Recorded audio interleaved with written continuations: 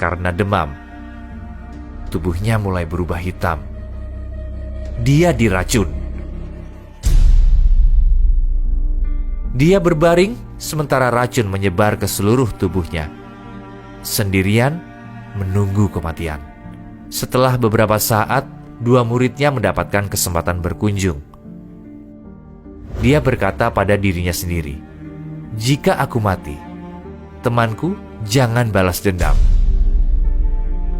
Setelah mengatakan itu, dia teriak, "Saudaraku, mereka tidak akan bisa membunuhku."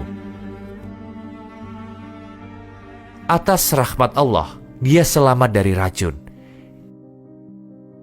Ini hanya salah satu kejadian yang dia alami di penjara. Dia ditahan di penjara padahal tidak bersalah. Tapi dia tidak pernah menyerah. Dia mengubah semua penjara jadi madrasah Yusufiyah, seperti yang dilakukan Nabi Yusuf alaihissalam. Dia ubah penjara jadi sumber pengetahuan dan keimanan. Saat orang lain diperiksa pisau dan senjata apinya, dia diperiksa untuk kertas dan pensil. Dia menggunakan kertas rokok dari tahanan untuk menulis karya-karyanya. Dia ubah para pembunuh menjadi manusia yang penuh kasih sayang. Mereka berusaha meracuninya lebih dari 19 kali.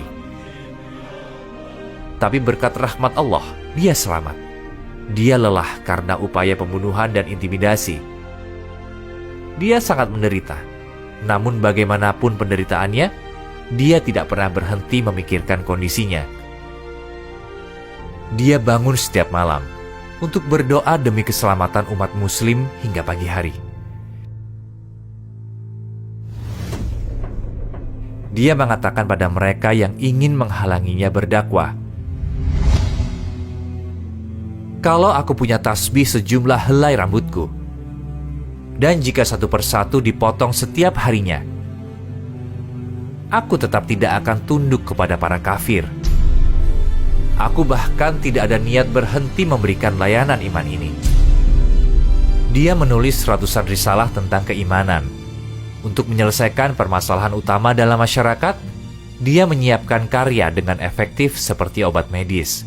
Dia merawat anak-anak, pemuda, para pasien, lansia dengan karya-karyanya seperti dokter merawat dengan medis. Dia menginspirasi hati orang-orang dengan Al-Quran dan menulis buku lainnya yang menjadi musuh bagi ateisme. Risalah Alam. Dengan risalah ini, dia runtuhkan tiang-tiang ateisme.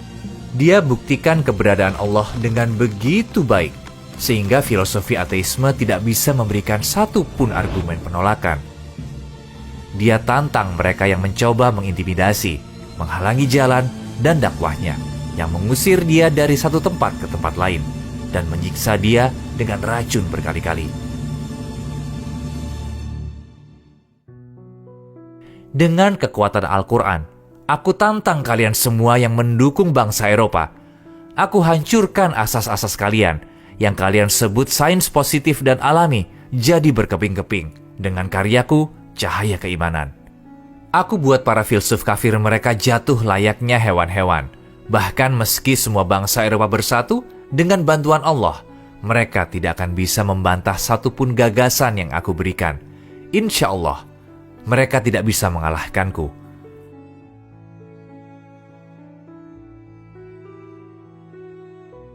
Ada banyak cendekiawan yang hidup dalam dakwah untuk Allah.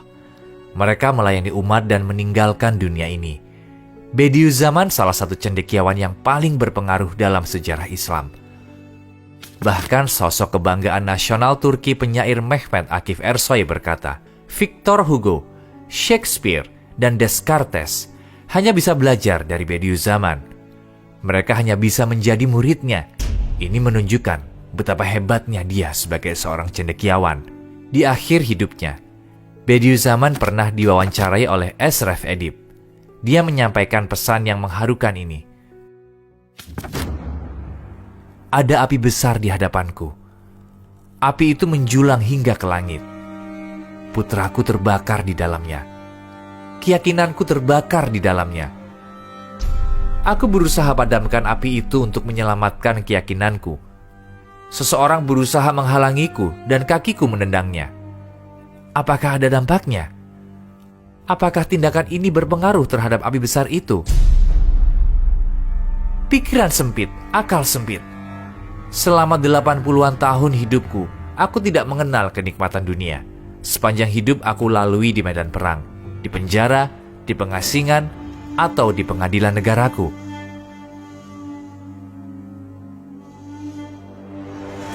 Aku telah merasakan semua kesakitan dan semua siksaan.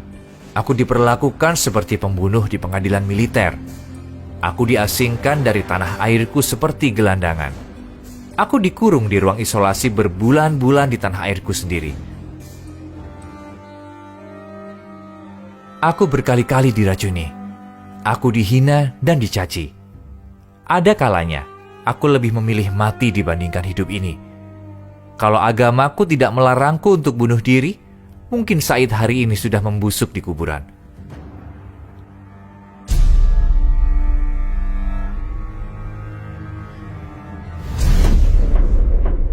Mungkin kita pernah dengar nama Bediüzzaman Said Nursi,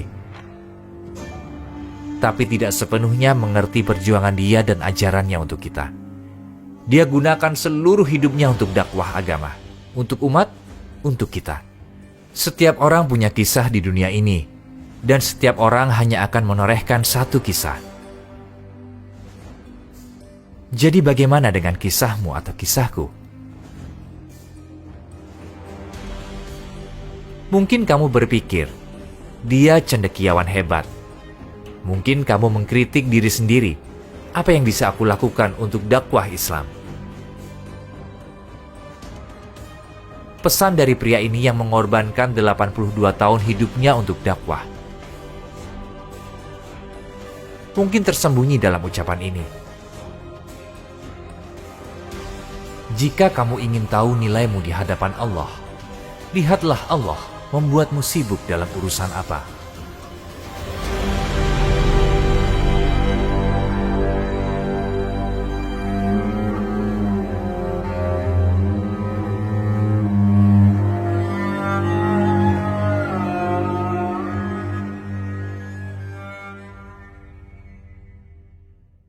Assalamualaikum saudara-saudaraku. 98% penonton kita termasuk video ini belum mensubscribe channel ini. Seperti yang kalian tahu, kita adalah sebuah organisasi non-profit dan kami tidak memonetize video-video kami. Jadi satu-satunya alasan kami meminta kalian untuk mensubscribe adalah untuk menyebarkan kebenaran. Mungkin terasa tidak berpengaruh, tapi insya Allah mungkin bisa menjadi sarana petunjuk untuk banyak orang. Nah, silakan klik tombol subscribe dan mari berjalan bersama menuju keabadian.